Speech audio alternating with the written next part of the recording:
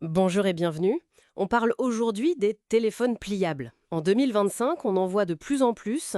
Alors, simple gadget ou vraie révolution dans nos poches? On va explorer ça. Juste pour rappeler, hein, un pliable, c'est ce smartphone avec un écran souple. Soit il s'ouvre comme un petit livre pour avoir un grand écran type tablette, soit il se ferme comme les anciens téléphones à clapet pour être plus compact. C'est exactement ça. Et on se souvient, vers 2019, quand ils sont arrivés, c'était des objets de luxe, hein, très chers, et puis on se posait des questions sur la solidité quand même. Mais bon, la technologie a bien avancé depuis. Franchement, en 2025, ce qu'on voit, c'est beaucoup plus abouti, plus solide, et ça trouve son public, clairement. D'accord. Alors, notre objectif aujourd'hui, c'est de regarder d'un peu plus près ce qu'on trouve dans les documents qu'on a pu consulter, pour voir un peu les modèles phares de cette année, leurs points forts, et puis aussi les points faibles, hein. Allez, on y va, on décortique tout ça. Alors, pourquoi cet engouement finalement? Au-delà de l'effet waouh de la nouveauté, qu'est-ce qui attire vraiment? Il semble que ce soit surtout ce grand écran, super confortable pour regarder des vidéos, lire, peut-être même bosser un peu, et tout ça dans un appareil qui redevient petit une fois plié. C'est ça le truc, cet aspect transformable. Oui, tout à fait. C'est cette dualité d'usage qui est vraiment au cœur du concept. Et en 2025, l'offre, elle s'est bien organisée, on voit ça dans les analyses. Il y a vraiment deux grands formats maintenant. D'un côté, on a le format livre, celui qui s'ouvre en tablette. Le plus connu, c'est le Samsung Galaxy Z Fold 6. On parle d'un prix aux alentours de 2000 euros quand même. C'est clairement pensé pour la productivité avec son grand écran de 7,6 pouces à l'intérieur. Et puis il y a la compatibilité avec le S Pen, le stylet de Samsung. Ah oui, le S Pen, ça, pour ceux qui prennent des notes ou qui travaillent en déplacement, ça doit être un vrai plus, j'imagine. Exactement. C'est un argument fort pour ce modèle.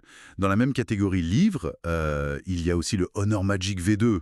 Lui, il est un peu plus accessible, autour de 1700 euros, Mhm. et son gros point fort, c'est son design.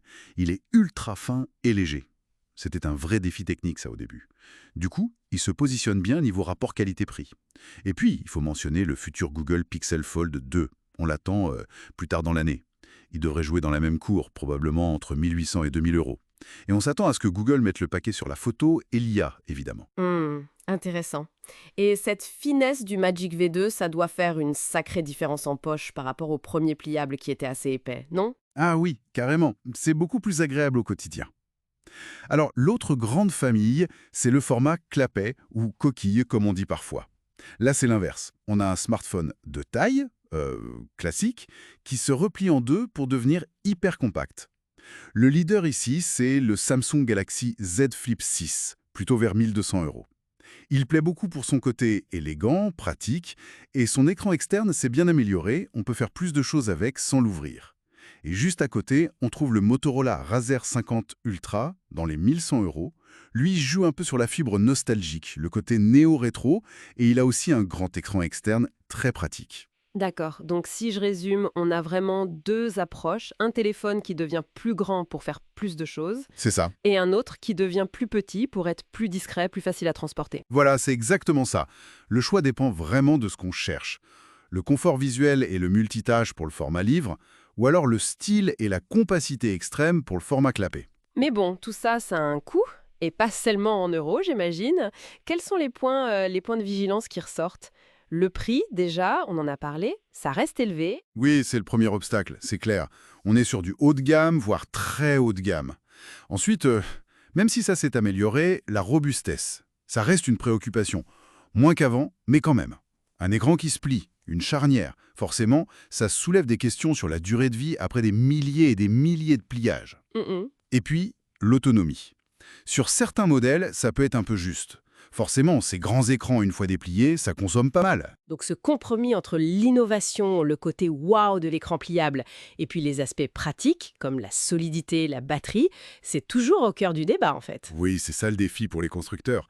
Pousser l'innovation sans sacrifier l'expérience de tous les jours. C'est un équilibre à trouver. Alors, si on devait faire une petite synthèse pour 2025, pour quelqu'un qui hésite, qui regarde ses appareils, qu'est-ce qu'on pourrait lui dire? Mais je dirais que la technologie pliable, elle a vraiment mûri. C'est plus un gadget expérimental. On a maintenant des choix clairs et bien distincts pour des usages différents, hein. Le livre pour la polyvalence, le clapet pour le style et la compacité. Ça, c'est bien établi. Par contre, oui, l'investissement financier reste important. Et les questions de durabilité, même si on a fait des progrès, elles ne sont pas complètement effacées. C'est un marché qui bouge beaucoup, mais qui demande encore de bien peser le pour et le contre avant de sortir la carte bleue. Ce qui nous amène à la réflexion finale, peut-être la plus importante pour chacun. Est-ce que cet avantage d'avoir un écran qui se transforme, qui est quand même assez unique, est-ce que ça justifie pour son propre usage, pour son budget, les compromis qui existent encore aujourd'hui? C'est un peu la balance entre l'attrait de la nouveauté et puis la réalité de l'utilisation au quotidien. Une question à se poser, je crois.